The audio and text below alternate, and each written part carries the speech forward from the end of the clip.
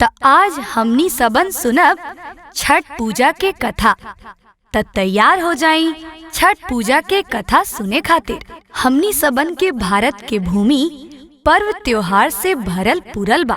हर पर्व के एगो अनोखा संदेश आ एगो गहरा भाव बा। बाकी जे पर्व लोक आ प्रकृति के बीच सबसे पवित्र सेतु बनावेला ऊ है छठ पूजा, जवन भोजपुरी समाज के आत्मा है।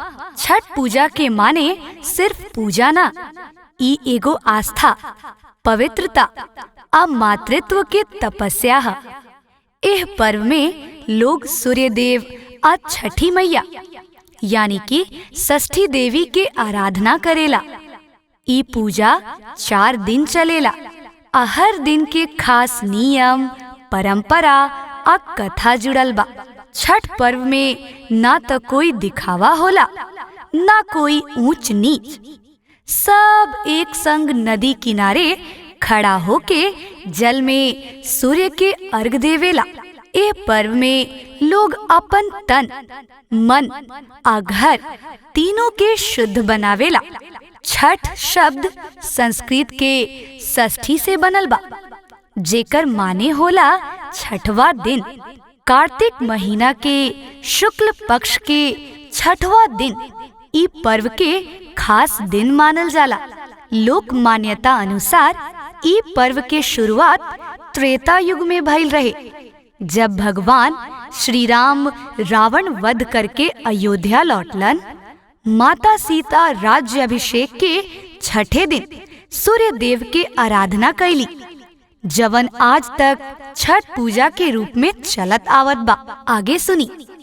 एह पूजा में सूर्य देव के संग छठी मैया के भी पूजा होला। कहल जाला कि छठी मैया उषा देवी बाड़ी, सूर्य देव के पत्नी, जे भोर में प्रकट होली आ संतानों के रक्षक बाड़ी। छठी मैया के वर्णन पुराण में षष्ठी देवी के रूप में मिलेला। ऊ सृष्टि के पालन करे वाली शक्ति बाड़ी। कहल जाला कि जे माता छठी मैया के सच्चा मन से पूजा करेला, ओके संतान सुख, स्वास्थ्य आ समृद्धि जरूर मिलेला।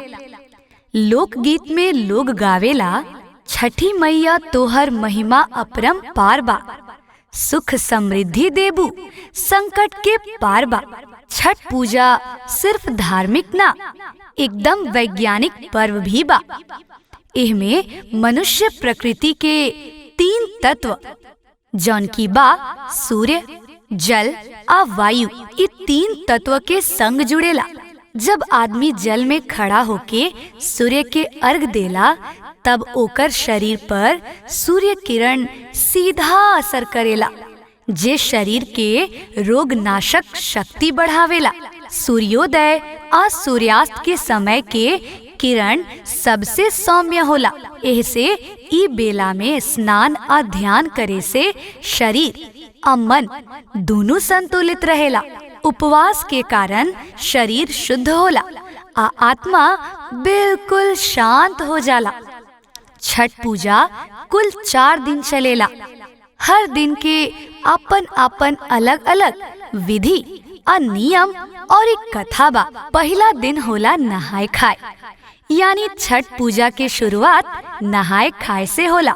ए दिन व्रती सवेरे गंगा, नदी या पोखरा में स्नान करेली। घर में साफ सफाई होखेला, रसोई घर पवित्र बनावल जाला।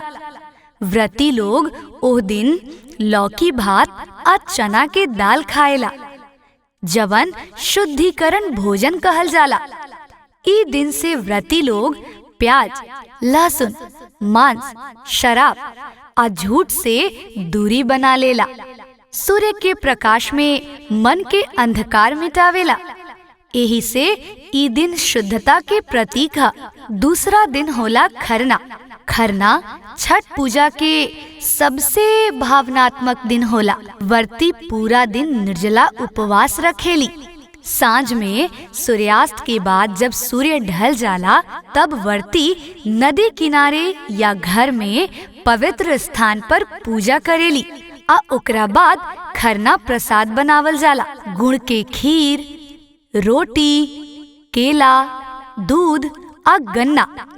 पहले सूर्य देव के अर्घ दे के उ प्रसाद चढ़ावेली, फिर परिवार अब पड़ोसी में बांट देवेली। ए दिन से 36 घंटा के निर्जला व्रत शुरू हो जाला। ना पानी, ना अन्न, बस आस्था और ध्यान। लोक गीत गूंजेला। खरना के दिन भइल बिहानवा, गुनगुन करेले घाटनिया पे गनवा। तीसरा दिन होला संध्या अर्घ। ए दिन व्रती लोग सूप में प्रसाद सजावेला। फल, गन्ना, ठेकुआ, दिया, नारियल, सिंघाड़ा आ कसार। सांझ में डूबते सूर्य के अर्घ देवल जाला।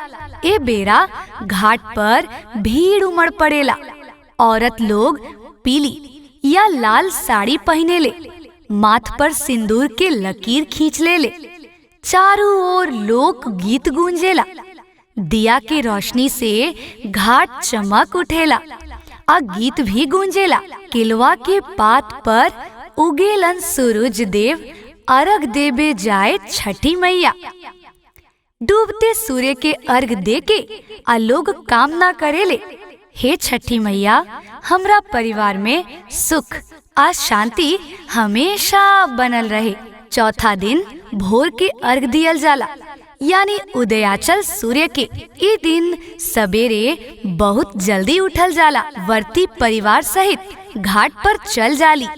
सूर्योदय के पहले लोग घाट पर जल में खड़ा हो जाला आ उगते सूर्य के श्रद्धा के साथ अर्घ देला। ए समय पूरा माहौल दिव्यता से भर जाला। त लोग गावेले, उगी गईले सूरज देव, भइल उजियार। छठी मैया के आज पूजन बड़ी प्यारे लागे। अर्घ के बाद व्रती लोग प्रसाद ग्रहण करके व्रत तोड़ेले। ओकरे बाद लोग अपन परिवार, रिश्तेदार और पड़ोसी सब में प्रसाद बांट देला। त रउआ सबके छठ पूजा के कथा कैसन लागल जरूर बताई।